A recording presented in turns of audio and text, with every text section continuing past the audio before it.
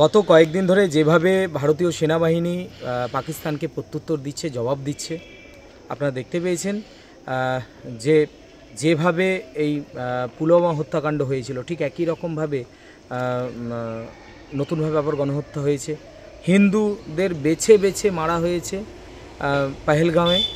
সেখানে আমরা আজকে প্রতিবাদ মিছিলে বেরিয়েছি, সেই সঙ্গে ভারতীয় সেনাবাহিনীর পাশে আমরা রয়েছি। সারা দেশ ভারতীয় সেনাবাহিনীর পাশে রয়েছে, মোদিজির পাশে আমরা সবাই রয়েছি।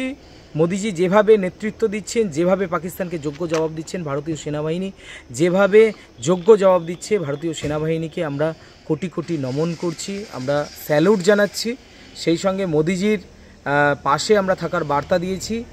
আমরা এই কঠিন সময়ের মধ্যে সারা দেশকে ঐক্যবদ্ধ হওয়ার আহ্বান জানিয়েছি। দেশের মধ্যে এখনও কিছু গদ্দার রয়েছে যারা দেশের খেয়ে দেশের করে দেশের বিরোধিতা করে চলেছে, তাদেরকেও আমরা সাবধান করেছি।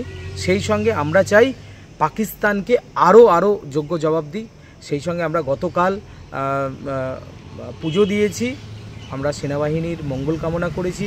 সেনাবাহিনীর সদস্যরা যারা বর্ডারে আজকে পাহারা দিচ্ছেন তাদের সকলের জন্য ভগবানের কাছে মঙ্গল কামনা করেছি। সকলে যেন মানে সমস্ত প্রতিকূলতাকে কাটিয়ে আবার বাড়িতে ফিরে আসতে পারে, আমরা ভগবানের কাছে সেটাই কামনা।